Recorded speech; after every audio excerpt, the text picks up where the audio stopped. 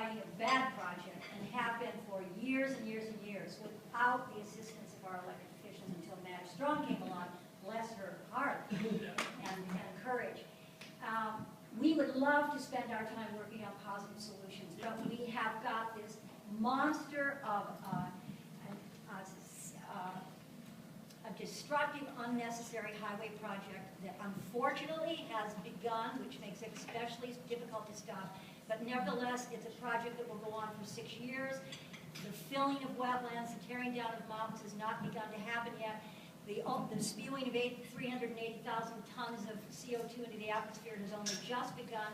There's plenty of bad stuff to stop, and we are begging you to join us in joining and encouraging Noreen Evans to encourage the governor to call a halt to this project so that we can have a real, honest look at it and not just have to be bullied and threatened by Caltrans, which has been the case for the last 15 years, and I can attest to it. Well, let me say this.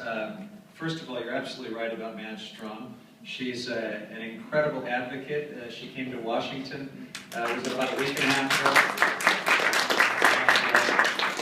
Stopped by my office and we spent about 45 minutes going over this, and she had maps and figures, and I don't think you could have sent a more persuasive and civil and absolutely compelling advocate than Councilwoman Madge Strong. She did a great job.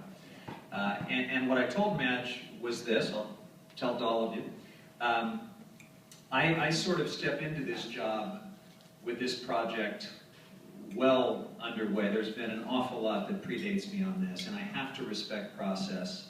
If I were stepping into this, way earlier in this process, I think Madge and many of you make a compelling case there could be alternatives that make more sense. That there are some apparent shortcomings in this that would cause me to have all the same concerns you're laying out. But I have to also respect that all of the approvals at every step of a very deliberate and extensive and lengthy process are in place, and we now have a court case that is pending.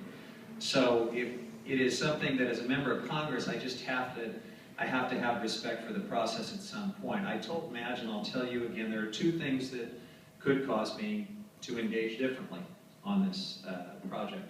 One is that if the court decision goes your way. If we get a court ruling that says, no, you need to go look at other alternatives, including the one in the rail right-of-way, which seems like something that would merit a second look if that's the case, then you're going to see me shoulder to shoulder with all of you, urging Caltrans to do that, and I think that will be respectful of the process as well. The second way I would get engaged is if any agency is not living up to its mitigation requirements. I want to make sure that if this does move forward as it's been permitted and approved, that all of the mitigation takes place and that it's done in the most environmentally responsible way possible. That's not going to satisfy a lot of the folks in this room, I know, but I got to be honest with you. It's where I am, and I can't unwind a process that's this far along. I need to give it some respect, but I certainly respect what you're doing as well, and we'll see what the court says. When is the ruling expected? The judge will have all the final arguments by June 14th, but his ruling may come shortly thereafter, or it could be months and months. It could be till the end of the summer or even later before we get a decision. But I just want to say that... yeah, my name is David Parks. I'm also from Willits. I'd just like to address, I respect your opinion, and I respect also the difficulties that you're working under, and how it's difficult for you to jump in this at a late date when everything is moving along. I would just like to point out that I think it was a couple of years ago, the Army Corps of Engineers basically put the brakes on this whole project. And they did so because the mitigation plan was totally insufficient. And if they had stuck to their original decision, we wouldn't be talking about the project going forward now. At that point, though, there was an enormous amount of political pressure put on the Army Corps to change their strategy, to go back and revisit the mitigation and find some way, any way possible, to change that mitigation plan to bring this project forward. That was political pressure put on the Army Corps of Engineers to go against their own internal rules, against the Clean Water Act, basically speaking. So it seems to me that at this point, if the same kind of pressure were put on the Army Corps to stick to their rules and stick to their guns, that they could put a stop to this project. And there are specific reasons, and you mentioned that if anything, if any agency was not living up to their mitigation requirements, there are reasons right now to believe that it should be put to a stop right now. I'm happy, if any of you have information about mitigation requirements not being satisfied, that is the kind of thing I want to know about. So I would welcome that information. And Heidi is here on my staff, who all of you know, so I would take that very seriously. I think I'm on an iPhone right now. How about that? Life in Congress. I'm still getting used to some of these things. Hello, everybody on YouTube. I hope you're doing well. Yeah. I'd like more. My name is Amanda. In the past 2 months, I've been going by Warbler. Perhaps you've heard of Yes. our... Good to meet you. Nice to meet you. Welcome. Welcome back. Thanks. You know, I guess something I've been wanting to ask people is, you know, can you name a single animal species that doesn't stand up for their home and their young? And that's what we're all doing. And it's not just about Little Lake Valley. This is about Keystone XL Pipeline. This is about peak oil. This is about all we've been talking about in this room. And so I just want to throw that out there as something that we're all standing for here. And we're standing with you in that, but we need your help as well as the help of Madge and the legislation, because it is bigger than Little Lake Valley and Willits.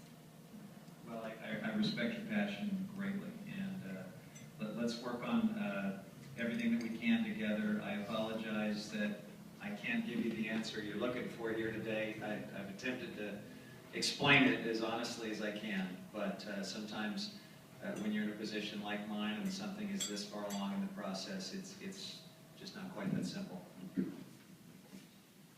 Against the bypass, because it's the wrong way to go. We need an internal bypass.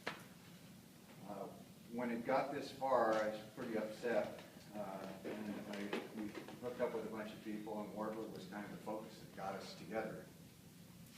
There are about 600 people in this SOLVE group now. It's a big group for a town of 5,000. The area is bigger, about 15,000. And we would like to extend an invitation to you to come up to the Little Lake Valley and go on, we call it the blueprint tour of where the bypass is expected to go. I know you've probably seen pictures of it, but going out there on the land and seeing what's at stake is really an eye-opener. And it would also give us a chance to speak with you further about what could be done. Now, the RCD, who is supposed to oversee the NNP, they're supposed to take over in 10 years after Caltrans does their job to get the environment in order, which they won't do because they never have. They are in a pitched battle right now with Caltrans, who gutted their letter saying these are conditions that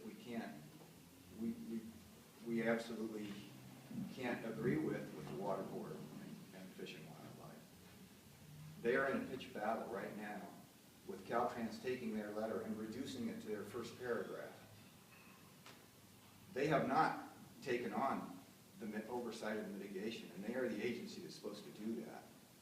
I believe you just said if there was a problem there, I want to know about it, yeah. then I would like to, we'd like to speak further with you about that, because that is a huge problem. Well, I'm happy to have that conversation. I know this is not a project any of you love. If it is a project that is nevertheless hardwired to proceed, engaging to make sure that it does honor all of those requirements is something that I'm happy to do.